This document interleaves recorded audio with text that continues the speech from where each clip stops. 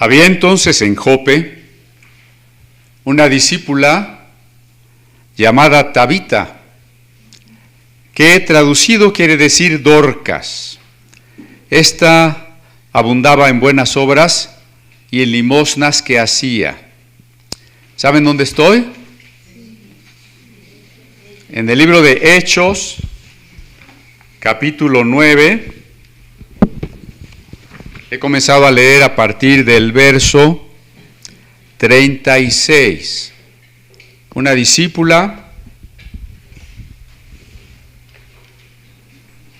aunque el plural discípulos abarca hombres y mujeres, en el caso aquí de una referencia particular, usamos el femenino, y qué bueno que, a diferencia de las escuelas rabínicas donde solo había discípulos, Jesús tiene discípulas, también discípulas.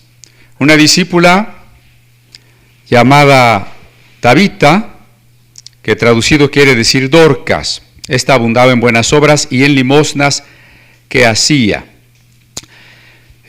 Quisiera detenerme en la palabra limosnas porque por lo pronto no hay imagen, no sé qué pasa en cabina, a ver si nos ayudan. ¿Ya? Cambiaron la pila. Ya regresamos. Imaginamos con limosna que las personas salen de la misa y le dan un peso a un mendigo que está ahí en la puerta de la parroquia, ¿no? Y entonces, pues la verdad, limosna suena algo así como muy superficial, realmente de muy poca generosidad. Pero la palabra griega, elemosine, de donde fíjense cómo elemosín quedó limosna, pero significa en griego misericordia. Así que dar limosna o hacer limosna en realidad significaría hacer misericordia, que es algo muchísimo más profundo que dar un peso a la persona que está fuera de una parroquia. Digo de una parroquia porque la costumbre católica popular, no estoy acusando a la institución, sino que mucha gente piensa que si le da ese peso al mendigo que está afuera, ya cumplió las buenas obras. Me llamó la atención que en las iglesias protestantes afuera no hay limosneros. Y si alguno se para, nadie le da nada. Y yo dije, ¿por qué es así? Bueno, porque hay esta idea de que yo ya cumplí mis buenas obras cuando di un pesito. En el mundo protestante no hay esa idea, entonces los limosneros saben que ahí no hay negocio, ¿verdad?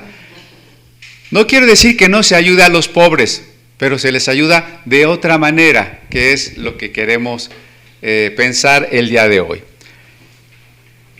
Aconteció que en aquellos días enfermó y murió.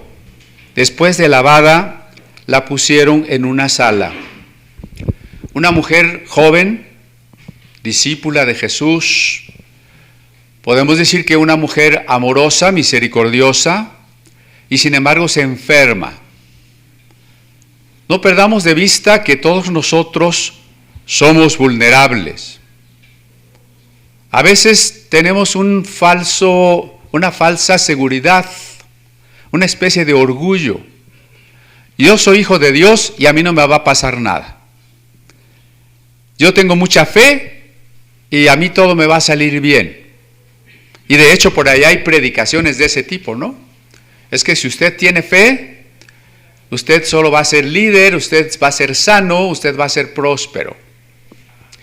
Esto no funciona así.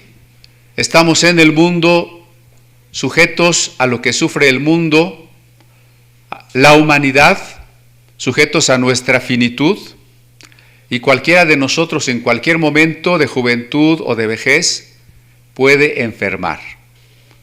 Algunos podemos tener alguna enfermedad crónica con la que hemos estado luchando de manera constante y a veces desalentadora, ¿no? No solo esta mujer, siendo una creyente fiel, pudo enfermar, sino también murió.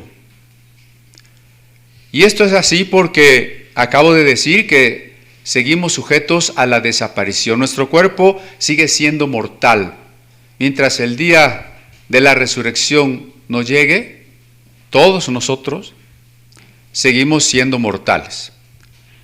No nos gusta mucho pensar en eso, pero cuando reflexionamos que el tiempo transcurre demasiado aprisa, sí tenemos que concebir que en un momento que parece muy lejano, pero que no está tan lejano, vamos a morir.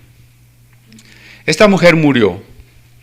Y entonces, como la ciudad de Lida, donde estaba Pedro y había sanado a un hombre cojo, al creyente llamado Eneas, y ese milagro había corrido o se había difundido profusamente, los creyentes de Jope sabían que Pedro estaba en Lida, que estaba cerca. Dijimos que Jope es el puerto más cercano a Jerusalén y Lida es la ciudad que está en medio de ese camino. Los discípulos, oyendo que Pedro estaba allí, le enviaron 2 hombres a rogarle: no tardes en venir a nosotros. ¿Qué esperaban los creyentes de Jope? No lo sabemos a ciencia cierta. Aquí no lo dice. Recuerden que Lucas escribe de manera sumaria, demasiado sintética, y él, desde la perspectiva de lo que ya sucedió, nos haría pensar que los creyentes algo esperaban. ¿Qué exactamente? No sabemos, pero Pedro se levantó y fue con ellos a Jope. Y cuando llegó, estoy en el verso 39, le llevaron a la sala donde le rodearon todas las viudas, llorando y mostrando las túnicas y los vestidos que Dorcas hacía cuando estaba con ellos. Aquí tenemos una mujer que ha hecho buenas obras y el producto, la concreción de esas buenas obras, está en manos de los beneficiarios que las han recibido. Y cuando Pedro llega, muchas mujeres viudas le enseñan las prendas que entonces Dorcas había confeccionado para ellas. Recuerden que en aquel entonces no existen las tiendas como hoy, ¿no? Tampoco existe el consumismo desaforado que tenemos hoy. No es que las hermanas se sentían deprimidas y se iban de compras para sentirse mejor. No había tampoco la posibilidad de ser totalmente palacio, ¿no? No había tiendas de ropa. Tampoco había tanto dinero para que la gente se comprara cualquier ropa. Recuerde algún pasaje que habla de los vestidos costosos, que por supuesto eran privativos de mujeres muy ricas. Las hermanas de Jope, a las viudas de Jope, no son ricas. Las viudas en general sufren porque ya no tienen un apoyo. Y en otras organizaciones sociales donde las viudas eran despreciadas, las mujeres tenían menos oportunidades de trabajo. Incluso hay lugares donde las viudas son consideradas castigadas por Dios. En algunas castas de la India está prohibido que a cualquier viuda se le ayude, está pagando algún mal que hizo en otra vida y no se le puede ayudar. Entonces a veces las viudas están en situaciones precarias verdaderamente, y esta mujer se ha dedicado a un trabajo que no es fácil, porque requiere aportar su dinero para comprar telas, requiere tener creatividad para diseñar. Aquí tenemos algunas hermanas que saben de eso. Requiere invertir su tiempo en una ropa que va a regalar, nadie se la va a pagar. Requiere estar pensando no en ella misma, no solo en la familia más cercana que pueda tener, sino estar pensando y de manera constante, práctica y comprometida con aquellos que tienen necesidad, ¿no? Gracias a los hermanos que cuando avisamos de la persecución en Oaxaca, de los pastores que estuvieron presos, de la amenaza que hay ahora de que deben de salir de la comunidad, pues hay quien nos ha dicho, ¿En qué podemos ayudar? Agradecemos. También el hermano Abdías del Comité Evangélico de Defensa nos dice, allí mismo tenemos otro grupo perseguido de otra denominación. Platicando con algunos de los líderes denominacionales, pues en este caso no nos toca a nosotros directamente atender el asunto como ha sido en otras ocasiones, porque ellos tienen sus propias estructuras de abogados y demás, ¿no? Entonces nos pidieron que solo hagamos difusión en redes sociales, que es ahora una manera de crear opinión pública y de presionar al gobierno. De momento no nos toca hacer más, pero gracias a los que sí dicen en qué podemos ayudar, cómo podemos ofrendar. Porque es triste cuando la mayoría solo escribe, oremos. Hermanos, no estoy en contra de la oración, por supuesto que no, pero a veces ese oremos no es más que, bueno, pues todo está en las manos de Dios, que Dios les dé fuerza y yo sigo mi vida como si nada. Eso es lo que no debe de ser. Tal vez los hermanos están lejos, no los conocemos, pero lo que sí es cierto es que nuestra vida no debe de seguir sin comprometernos con los necesitados y los pobres que están cerca de nosotros. Recuerde que la palabra prójimo significa el que está cerca. El Señor no está pidiendo que vivas preocupado o que estés viendo cómo mandar un donativo a alguna hambruna en África, sino que te preocupes y te comprometas verdaderamente con los que están cerca. Y no que meramente digamos, el Señor está en control. Y por cierto, déjenme hacer 2 correcciones gramaticales. El Señor está en control no es español. Y Dios que tú seas bendiciendo, que tú seas cuidando, es algo horroroso y no es español. ¿Sí? No oren, hermanos, por favor, pongan mucha atención, no oren diciendo, Señor, que tú seas bendiciendo. ¿Qué es eso? ¿A poco yo les digo, hermanos, sean sentados, por favor? Hermanos, vamos a hacer comiendo al ratito. ¿Verdad que no decimos eso? Señor, te pedimos que bendigas, no que seas bendiciendo. Que cuides, no que seas cuidando. Eso es un mal español copiado de los misioneros gringos que no saben hablar español, ¿no? Porque en inglés pues sí se puede decir que seas cuidando, pero cuidado con esas influencias norteamericanas. Hablemos español. Oremos, sí, no solamente oremos, pero hay que comprometernos. Hay que comprometernos. Esta palabra que les he explicado, limosnas, que quería decir misericordias, por supuesto, aquí se refiere a un sustantivo y a una acción, a un verbo. El verbo de hacer misericordias, pero a la vez el sustantivo tiene que ver con un sentimiento que a veces la Biblia expresa como movido a misericordia o se conmovieron las entrañas, ¿no? Quiere decir algo muy dentro de nosotros se mueve, se afecta, se siente. Esa es la misericordia. Por supuesto, la palabra gracia por parte de Dios significa exactamente eso, la misericordia que Él tiene con nosotros sin que nosotros la merezcamos.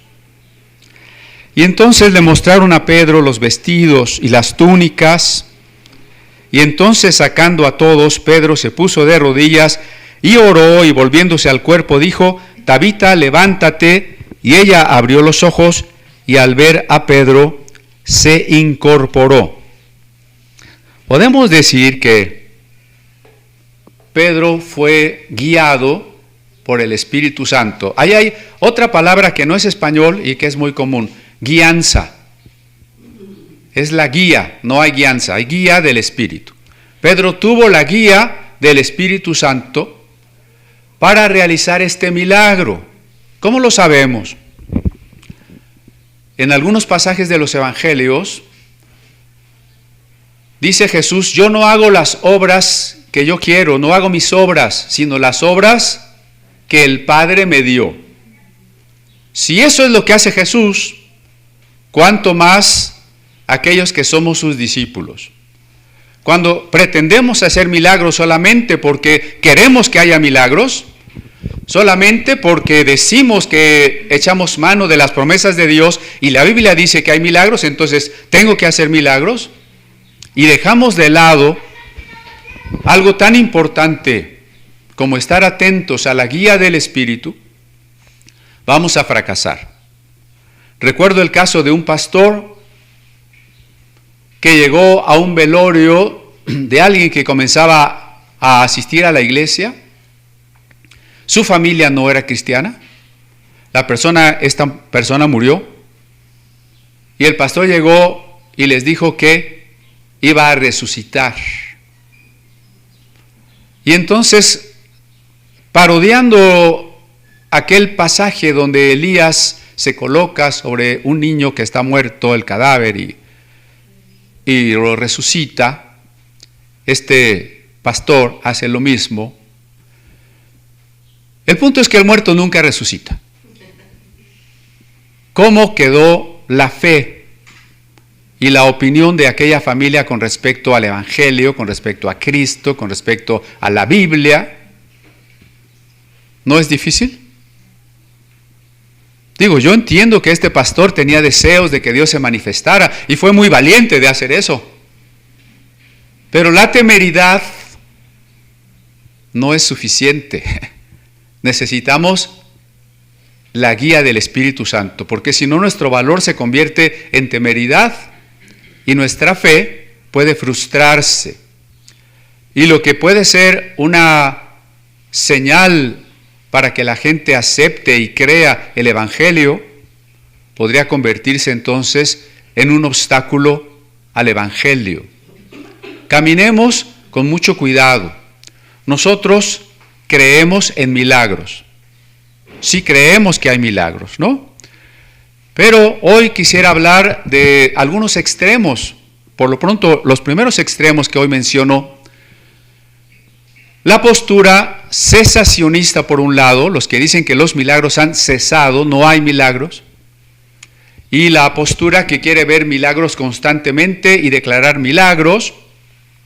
Alguien anunciaba, y fue precisamente esta semana, que tal día asistieran a una reunión porque iba a haber milagros. Como si pudiésemos sujetar a Dios a horarios, ¿no? Señor, te tocan los milagros el martes, no el lunes. El martes es el culto de milagros. Entonces, usted también mantenga su fe quietecita el martes, entonces sí, pone su fe en acción. Eso es absurdo. Vamos a un equilibrio.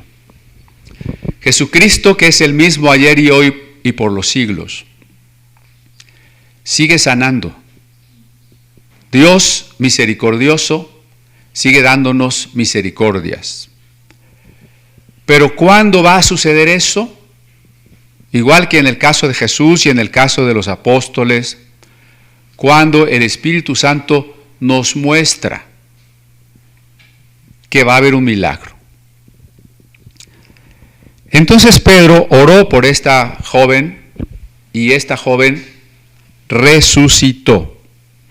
Y él, dándole la mano, la levantó.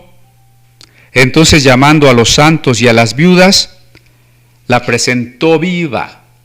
Usted se puede imaginar la gran alegría y la gran sorpresa de todos los que la vieron viva. Bueno, yo quiero pensar que la gente se arrodillaba, gritaba, cantaba, alzaba las manos. Fue una fiesta espiritual tremenda. Pero además la noticia corrió por todas partes. Imagínense la noticia de un paralítico sanado en Lida y de una mujer resucitada en Jope. Pero note que en cada ciudad se subraya cuando menos un milagro. No está diciendo que Pedro se quedó en alguna de estas dos ciudades y todos los días hacía 50 o 100 milagros. ¿Sí me explicó? Cuidado con el abuso de las cosas. Dios va a actuar, sí, pero ¿cuándo va a actuar? ¿Cómo va a actuar? Necesitamos su dirección. Y entonces fue notorio a toda la gente, muchos creyeron en el Señor. Esta es la función de un milagro auténtico, que muchos creyeron en el Señor. Hay supuestos milagros donde la gente le atribuye el poder a otras personas o seres que no son Dios. Me comentaban en la semana de una persona que supuestamente había desarrollado sus poderes extrasensoriales. Bueno, eso es ocultismo, no es algo que nos revele a Dios y nos haga creer en Jesucristo. Cualquier milagro auténtico siempre nos llevará a Jesucristo, a Jesucristo. Alguien preguntaba también, ¿y qué con los estigmas? Cuando se dice que una persona tiene las heridas de los clavos de las manos y de los pies que tuvo Cristo. Estudiando de un italiano que dice tener los estigmas, y él insistía en una especie de salvación por obras, de esfuerzo propio, entonces su mensaje no llevaba a Cristo. Así que aún antes de ponerse a discutir si el milagro es auténtico o no es auténtico, habría que preguntarse si con eso se nos está invitando hacia Cristo o se nos está desviando de Cristo.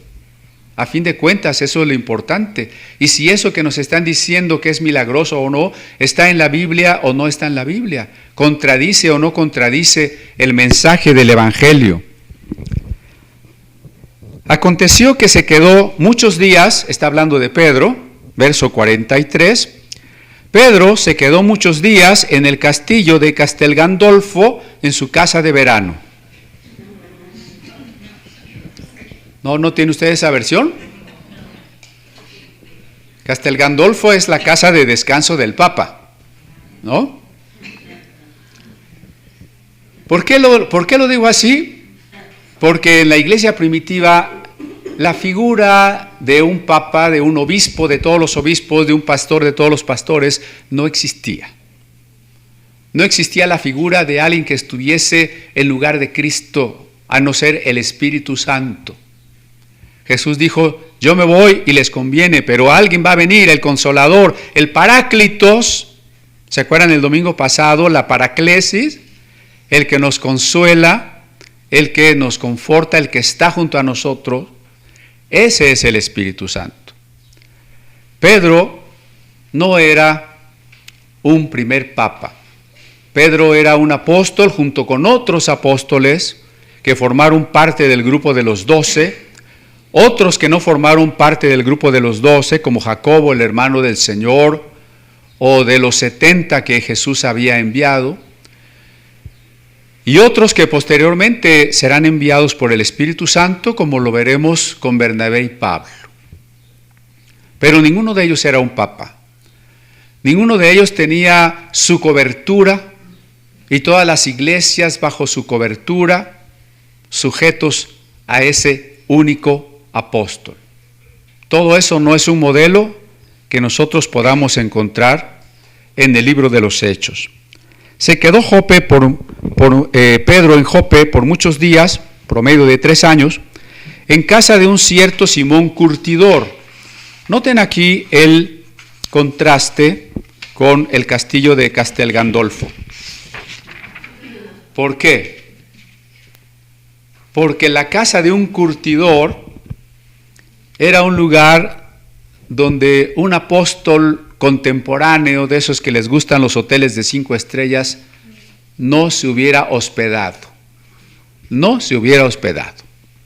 Y esto es cierto, si usted quisiera en su iglesia alguno de estos predicadores famosos, le va a decir que sí, pero que él cobra tantos miles de dólares y que quiere un viaje en avión privado o cuando menos de primerísima clase, y que además quiere un hotel 5 estrellas y algunas otras pequeños lujos, ¿no? Pero posar en casa de Simón el Curtidor, la curtiduría o tenería es para el judaísmo una profesión impura, inmunda. Este Pedro, que ya conocemos como un acendrado judío que quiere ser riguroso con sus prácticas de lo puro y lo impuro, y al cual veremos después siendo tratado por Dios para aceptar a los gentiles, está en este proceso de cambio. Ahora Pedro va a entrar en un ambiente donde ya Dios empieza a tratarle para que acepte, digamos que algunos ambientes que no son tan agradables para él. A veces Dios trata con nosotros así, ¿no? Había una hermana, no voy a decir su nombre, pero que no quería ir a una iglesita porque había tierra y lodo para poder llegar allí. Y ahí terminó, yendo, ¿no?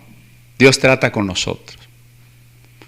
¿Cómo que a una iglesia en la Tlaxpana, si ahí está re feo, ¿no? Pues sabe que Dios lo va a traer aquí. Cuando yo estaba algún tiempo en el ministerio,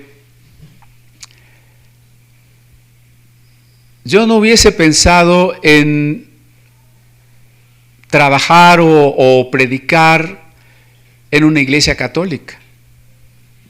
Más bien era bastante anticatólico. Y tampoco hubiera querido ir a una iglesia pentecostal de esas que son bien cerradas y extremistas, ¿no? Y tampoco hubiese querido trabajar en una facultad que está por allá donde hay que tomar un guajolotero y todo está lleno de tierra. Pues allí me llevó Dios, ¿no? Un trabajo que yo dije, no voy a ir a ese trabajo. Me ofrecieron ese trabajo, no quise ese trabajo. Por una cosa u otra terminé en ese trabajo, allá en donde está todo lleno de tierra, donde yo nunca hubiera querido trabajar. Y estando allá me invitaron a una parroquia donde yo nunca hubiera ido. Y estuve 2 años dando clases. Y estuve en una misión también llena de tierra, con una iglesia pentecostal a la que yo nunca hubiera ido, ¿no? Entonces imagínense, Dios nos empieza a tratar y nos dice, ¿tú no quieres esto? ¿Tú no quieres ir allá? Pues ahora vas, y ahora vas a aprender, y donde crees que tú no tienes que ir, ahí vas a ir. Y así es con nosotros, ¿eh? No sé, en el caso de usted, tal vez usted no quería ir tan lejos, o no quería ir a un lugar tan feo, o no quería tratar con esa gente, pero Dios lo va a poner donde Dios lo quiere poner. Y usted y yo tenemos que aprender a estar ahí donde Dios nos quiere poner, ¿no? ¿Cómo es el trabajo de curtir las pieles? Le leo un poco. En la antigüedad, el curtido, se consideraba una industria relegada a las afueras de las ciudades, las zonas pobres. Por lo pronto Pedro se fue a una colonia tlaxpana, ¿no? De hecho, los antiguos métodos eran tan malolientes. ¿Ha pasado por La Piedad, Michoacán, cerquita, cuando menos? Tan malolientes que por tradición las tenerías o talabarterías o curtidurías se instalaban fuera de las ciudades. Los antiguos usaban el cuero para odres, bolsos, arneses, botes, armaduras, carcajas, vaines, botas, sandalias. ¿Sí? Ya los sumerios desde el 2500 antes de Cristo usaban el cuero tachonado de cobre en las ruedas de los carros.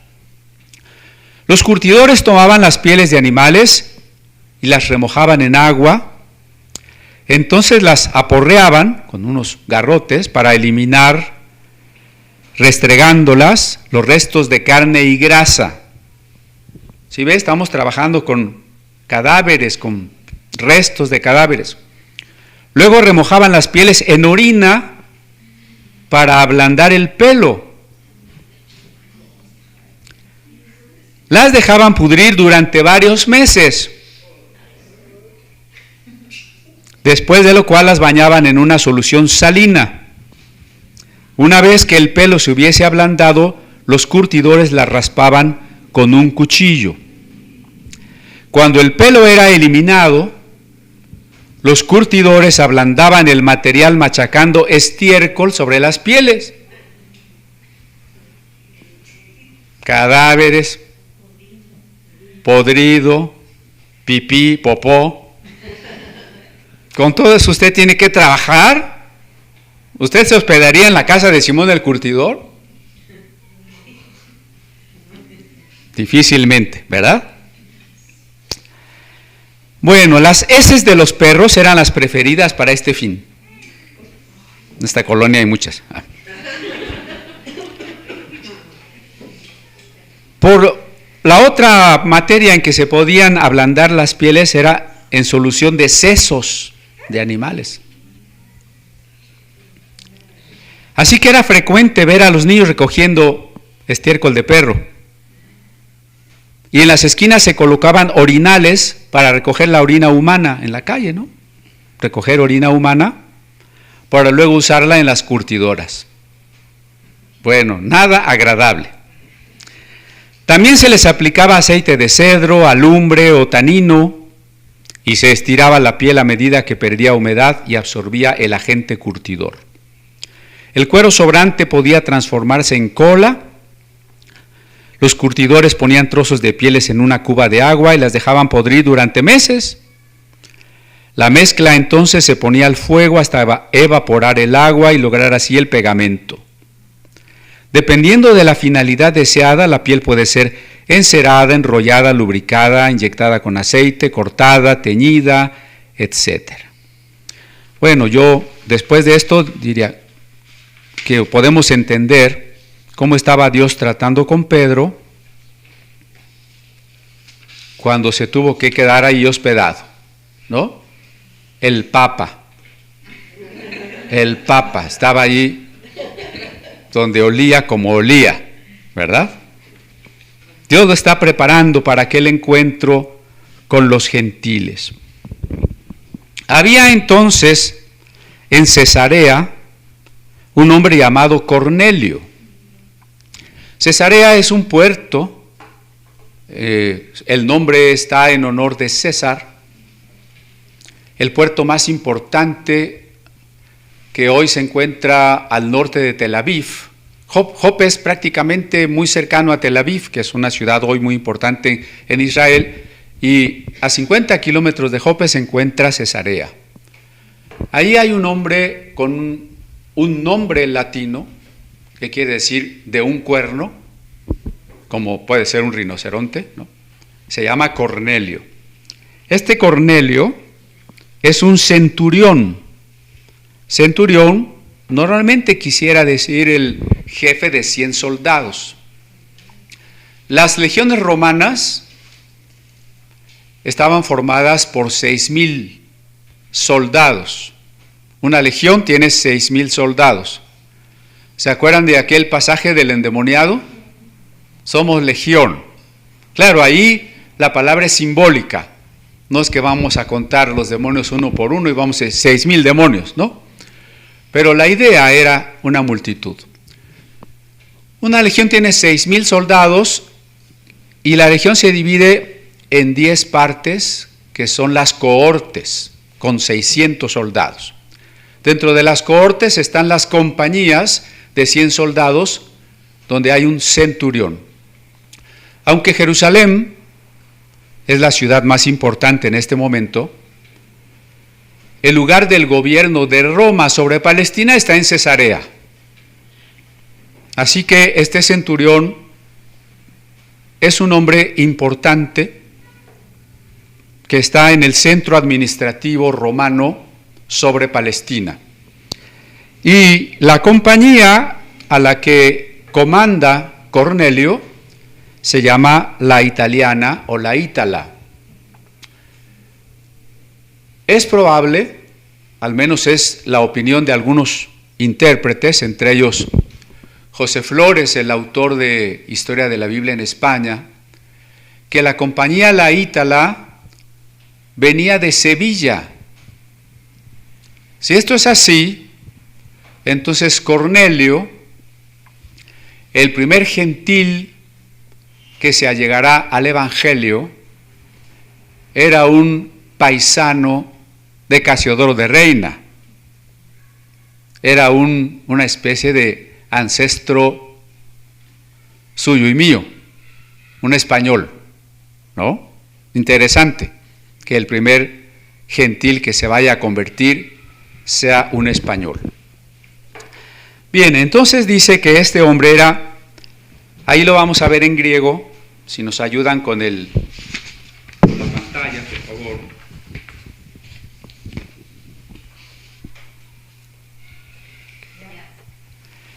Esebis que phobúmenos ton theon sumpandi to ico aftú pion elemosines polás tolao que deómenos tu ceudia pandos.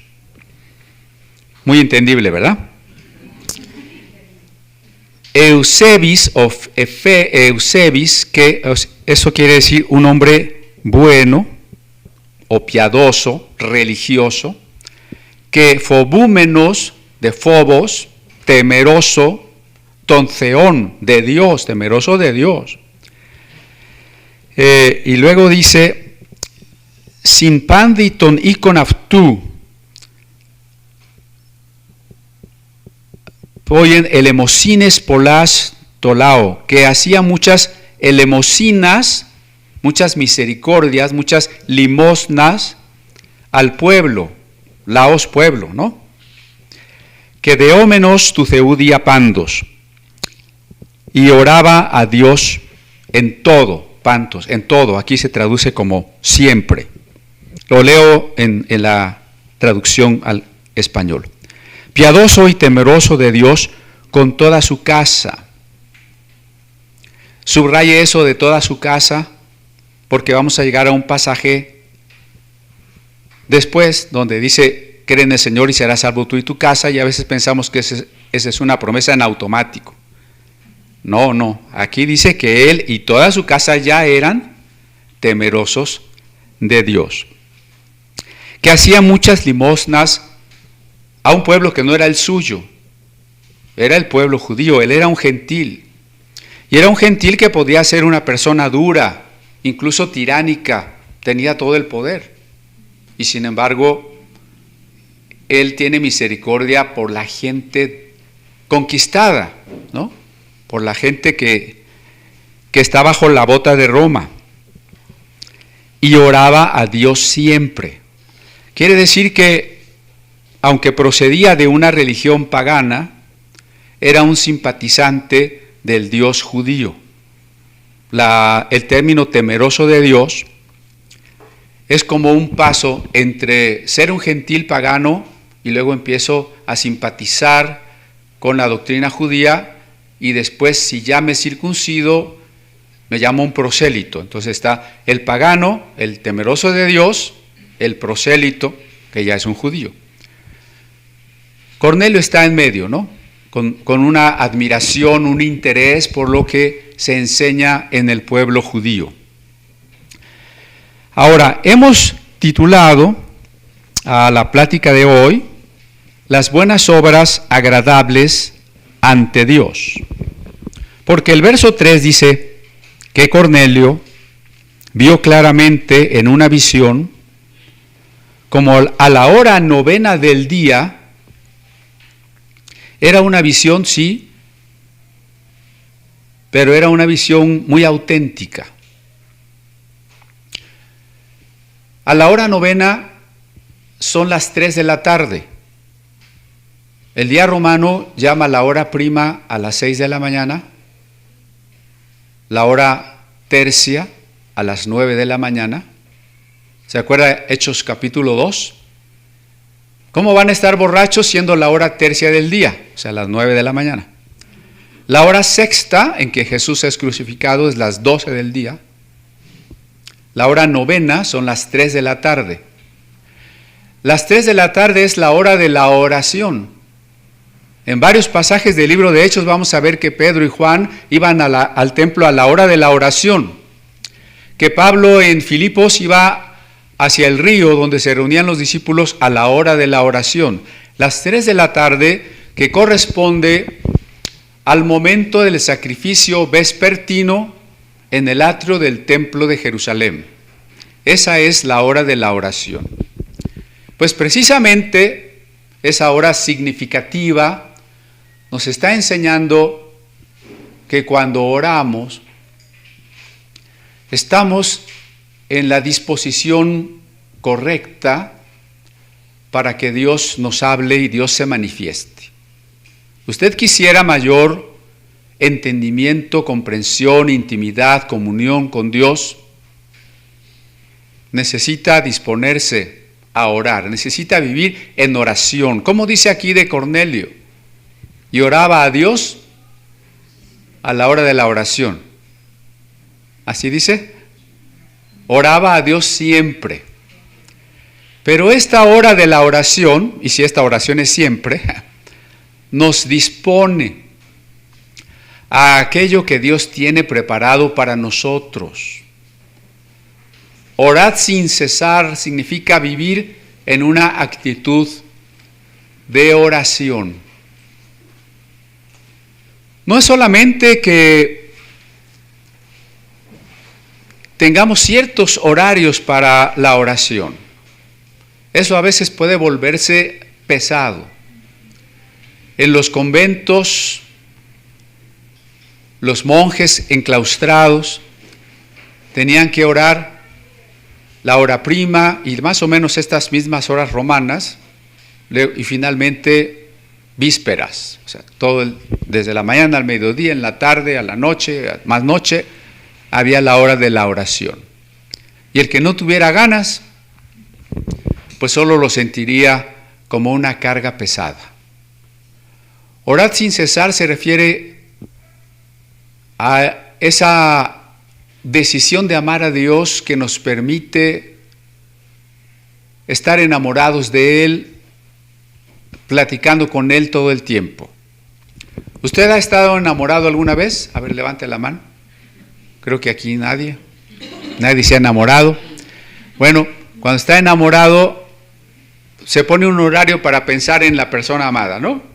A las 12, ya, a 12:05 ya no pienso en ella. ¿En dónde está la persona amada cuando estamos enamorados? Pues todo el tiempo. Así es la oración, ese es orar sin cesar. Y entonces en la visión de la hora novena, el ángel se aparece en visión, entra donde está Cornelio y le dice: Cornelio. Bueno, Cornelio lo mira fijamente, con temor. Algo debe tener este varón que se le presenta, algo diferente. No sé si la manera en que se aparece así de repente, a lo mejor hasta la puerta está cerrada, o quién eres tú, o ¿qué es, Señor? ¿O qué pasa, Señor? Aquí la palabra Señor no está usada como nombre divino, sino como referencia a un superior. El ángel le dice: tus oraciones y tus limosnas han subido para memoria delante de Dios. ¿Y por qué hemos puesto ese título a nuestra plática? Decía yo que hablemos de varios extremos. Uno de ellos es que se ha predicado que el hombre es incapaz de buenas obras. ¿Usted ha escuchado una predicación así? Usted y yo nacimos condenados al infierno, pecadores y totalmente depravados. El hombre es absolutamente incapaz de ninguna buena obra. Es una doctrina que está hasta en algunos catecismos, y que la gente acepta a pie juntillas. El otro extremo que hemos escuchado mucho es que a través de nuestras buenas obras nos vamos a ganar la vida eterna. Ahí están los dos extremos, ¿no? Recuerda que a veces usted tal vez le ha preguntado a una persona si está seguro de que se va a ir al cielo, de que cuando muera va a ir con Dios, y a veces las personas responden, pues que está tratando, que Dios lo va a juzgar y que es una buena persona y que le gusta hacer buenas obras y que no le hace mal a nadie, ¿no? Bueno, en toda esa idea está lo de la balanza, ¿no? El concepto de la balanza.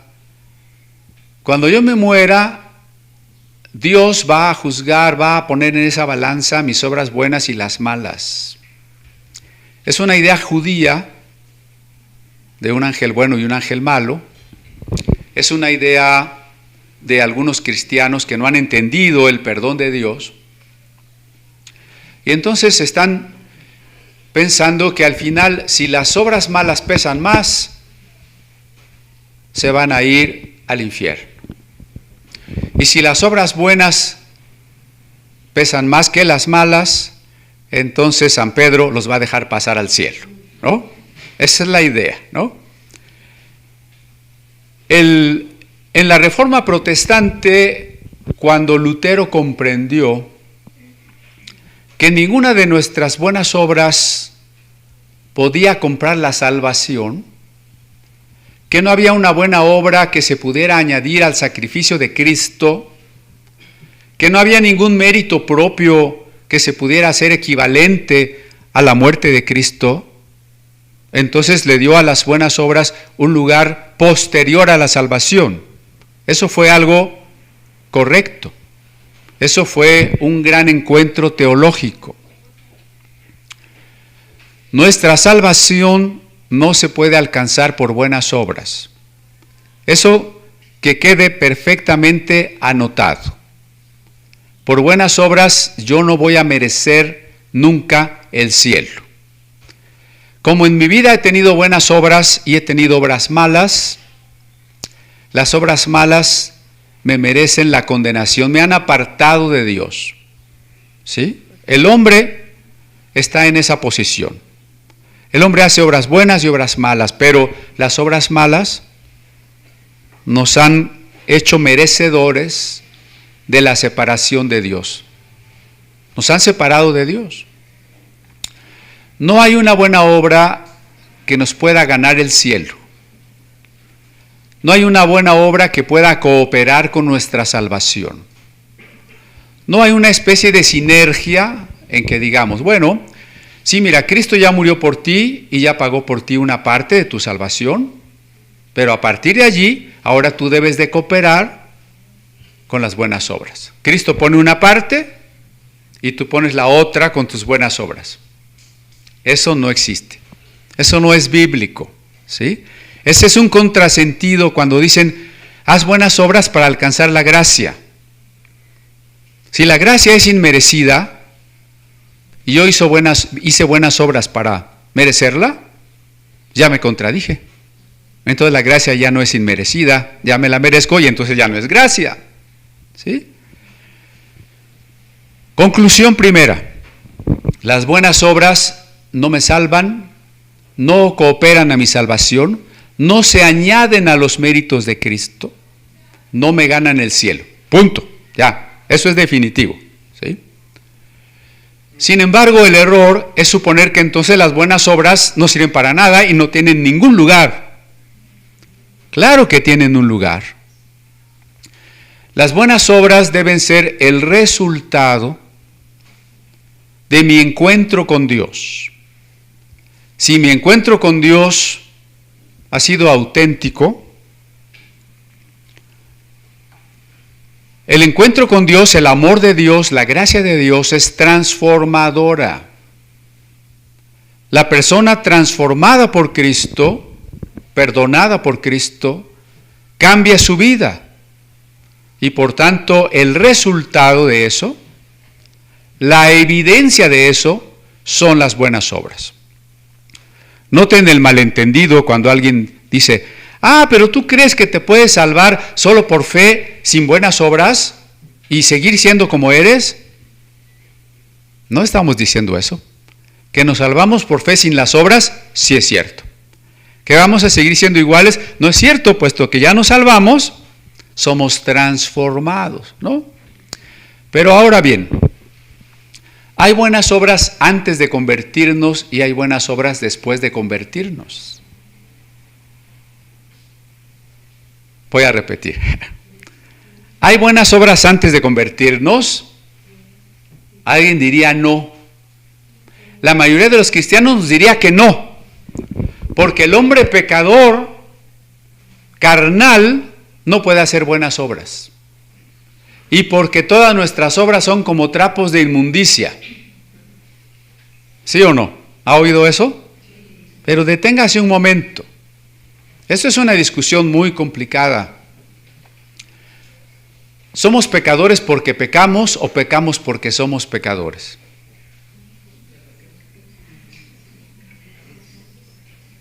No es lo mismo.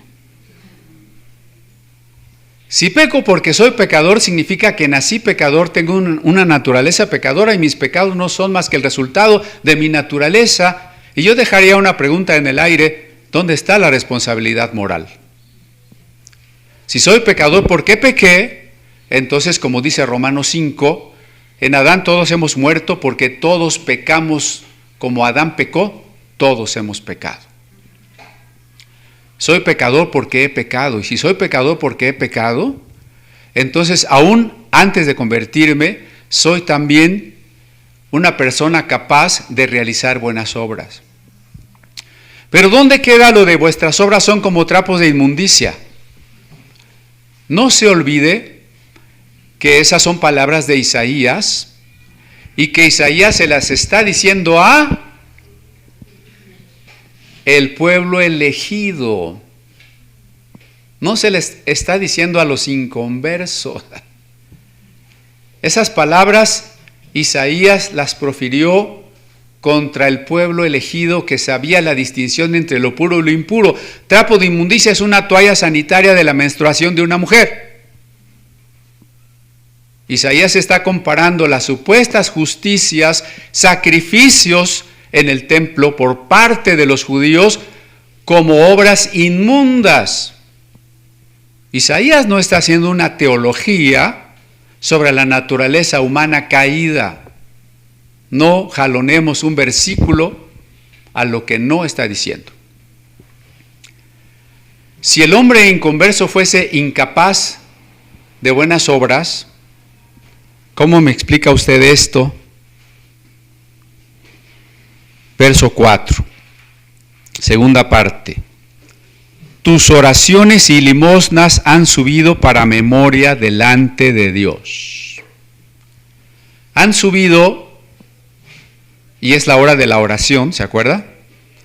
Es una analogía de ese mismo momento a las 3 de la tarde en que el incienso del altar de oro se eleva, y dicen las expresiones de la Torá, como olor grato delante de Dios. Así como el perfume del incienso se ofrecía y se le llama olor grato, a veces también el humo de los sacrificios de animales se le llama olor grato, y uno dice, bueno, tal vez no era tan grato, pero a lo que se refiere es que Dios acepta el ofrecimiento. Eso es lo que quiere decir, que Dios se agrada del ofrecimiento.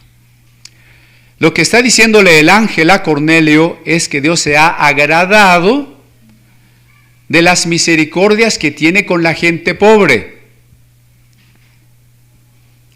¿Acaso el ángel viene y le dice, Cornelio, la misericordia que has tenido con la gente pobre, pues, sorry, son trapos de inmundicia? ¿Eso dijo el ángel?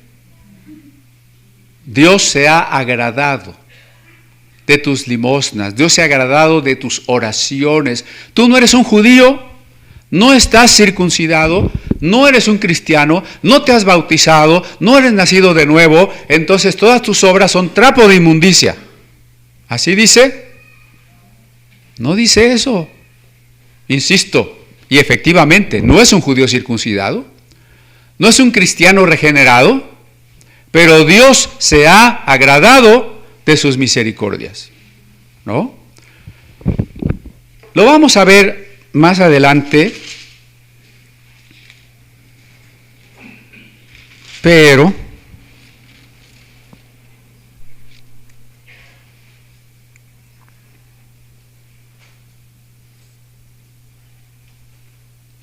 cuando Pedro está dando su testimonio ante la iglesia de esto que Dios ha hecho,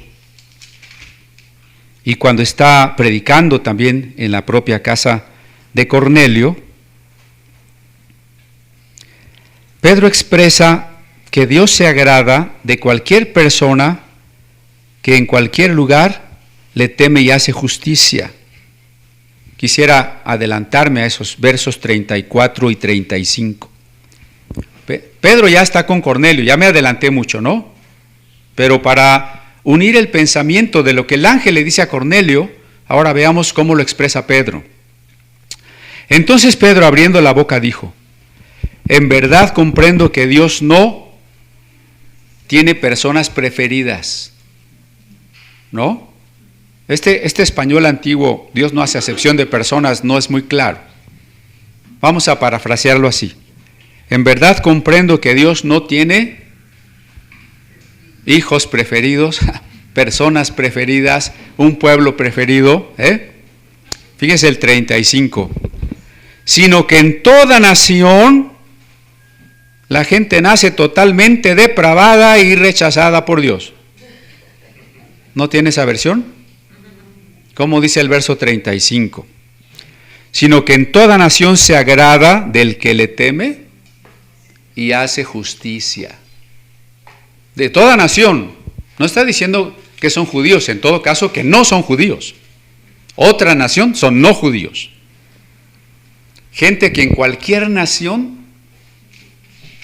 lo busca y hace justicia. ¿Qué pasa? Dios no lo oye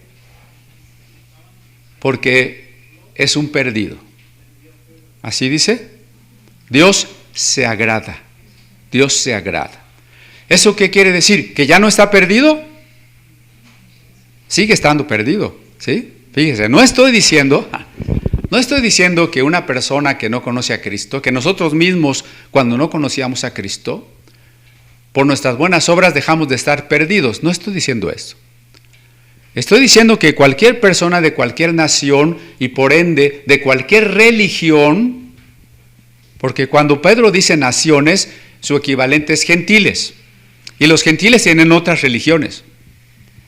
Cualquier persona de cualquier nación y de cualquier religión que hace obras buenas, que está buscando a Dios, es vista por Dios con agrado. Ya me están viendo feo. Parezco demasiado ecuménico. No, cuidado. Esas personas están buscando a Dios. Romanos 1 dice, y es Pablo quien escribe, que los que no tienen ley, tienen la ley de Dios en su corazón. Y que Dios se agrada también de cualquier persona en cualquier nación que busca gloria, honra e inmortalidad. ¿Por qué? Porque todo ser humano tiene hambre de Dios. Todos tenemos necesidad de Dios. No hay un ser humano que no tenga necesidad de Dios. La única diferencia es que algunos reconocen esa hambre espiritual, esa hambre y sed de justicia. Otros la acallan, la esconden, la niegan.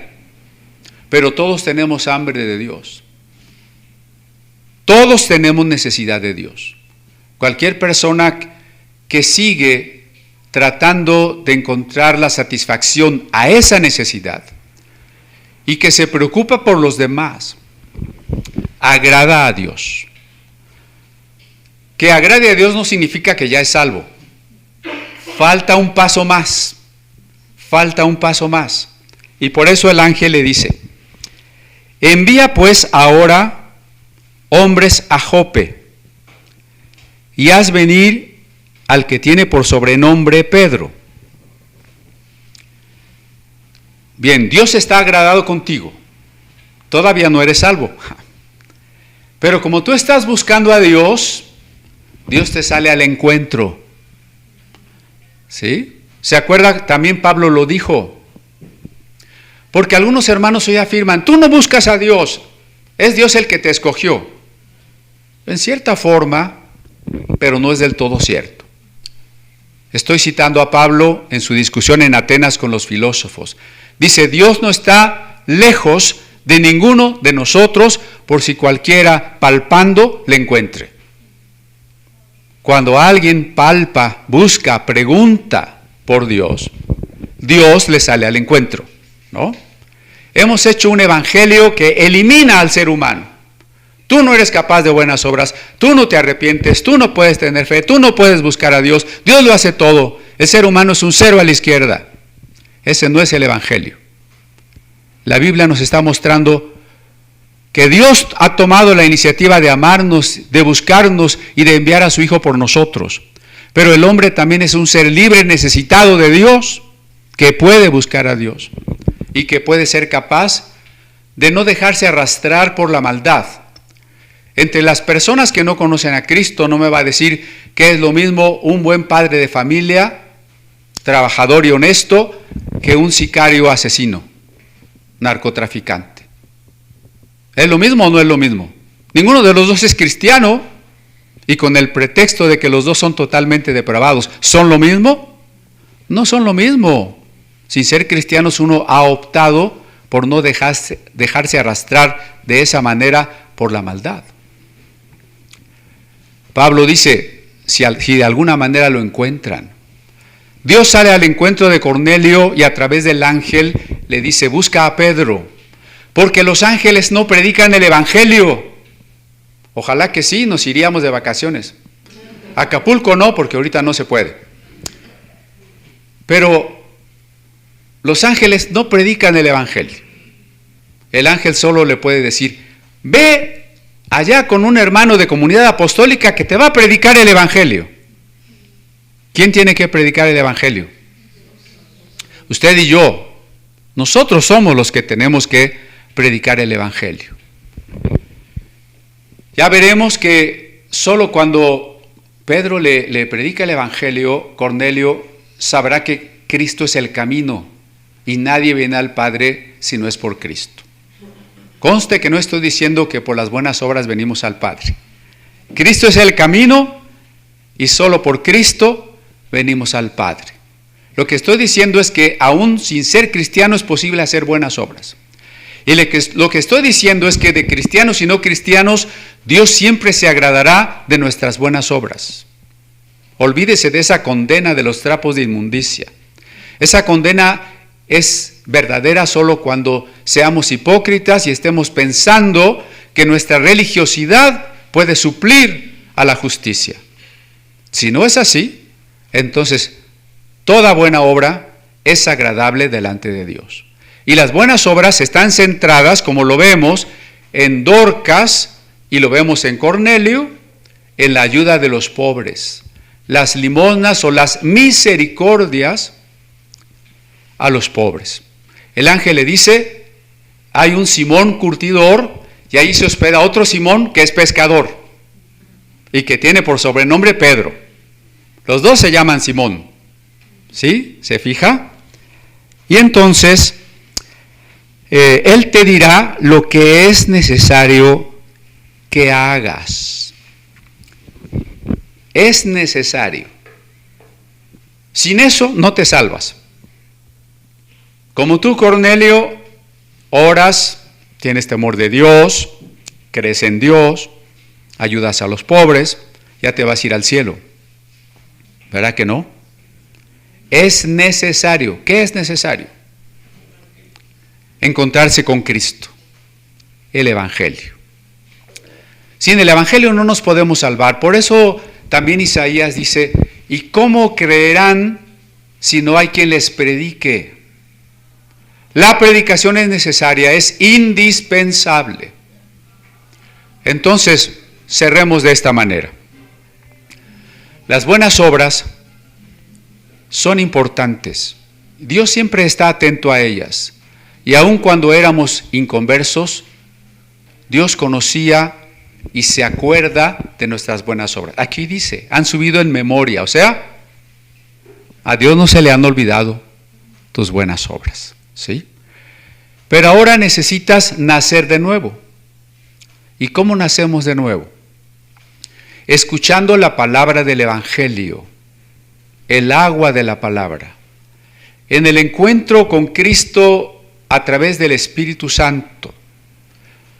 Cuando dice hay que nacer del agua y del Espíritu, lo que significa es nacer de la palabra y del Espíritu Santo. Veremos que cuando Cornelio escucha una palabra que no conocía, el agua de la regeneración comienza a actuar en él y el Espíritu está con él de tal manera que la fe con la que él y su familia responden hará que el Espíritu Santo no solo les regenere, sino les bautice. Ya me estoy adelantando, pero no lo estoy detallando porque todavía lo vamos a leer. ¿Qué es regenerar? Regenerar es volver a nacer. ¿Sí? Regenerar es volver a nacer. Hoy existe una doctrina bastante extraña que dice que como estamos totalmente depravados y incapaces de ningún pensamiento bueno, entonces primero Dios nos regenera, nos hace nacer de nuevo y luego nos da la fe y luego nos convertimos. Cuando yo oí eso, me caí como condorito, ya saben, ¿no? No nos equivoquemos. Regenerar significa nacer de nuevo, es exactamente lo mismo. Y se nace de nuevo cuando escuchamos el Evangelio, el agua de la palabra. El Espíritu Santo, al mismo tiempo que vivifica esa palabra, nos invita a creer. Entonces entra en juego la decisión humana que no puede ser pasada por alto por Dios, porque Dios no nos quita la libertad. En nuestra libertad humana hacemos uso de una decisión, decidimos creer. En el momento en que ante esa acción de la palabra y del Espíritu decidimos creer, nacemos de nuevo, del agua y del Espíritu. Esa es una sola y única experiencia. Regeneración, nuevo nacimiento, conversión, inicio en la fe, como le quiera llamar, ¿sí? Ciertamente nosotros no aportamos nada a nuestra salvación. No hay ningún mérito que podamos o necesitemos añadir a lo que Cristo ya hizo.